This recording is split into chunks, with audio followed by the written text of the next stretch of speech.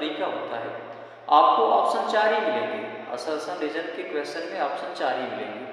Assertion का मतलब होता है कि आपको एक स्टेटमेंट दिया रहेगा और आपको ये चेक करना होगा कि ये स्टेटमेंट जो दिया है वो सही है कि नहीं।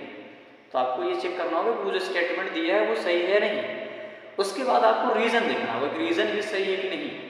अगर स्टेटमेंट से रिलेटेड रीजन है, अगर स्टेटमेंट से रिलेटेड रीजन है तो आप बोलोगे कि असर्शन और रीजन दोनों सही है और उसके क्या है, एक्सप्लेनेशन है। अगर मान लो आपका असर्शन भी सही है और रीजन सही नहीं है तो आप ये बोल दोगे कि अच्छी बात है, assertion is true, reason is false.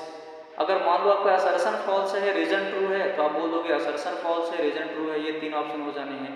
लेकिन सबसे डिफिकल्ट सिनारियो तब बनता है कि जब आपका असर्शन ट्रू हो जाए और रीजन भी ट्रू हो जाए और उस कंडीशन में ऐसा मिल जाए कि आपको कोई ऑप्शन इस तरीके से हो जाए कि रीजन जो है वो असर्शन का एक्सप्लेनेशन नहीं है।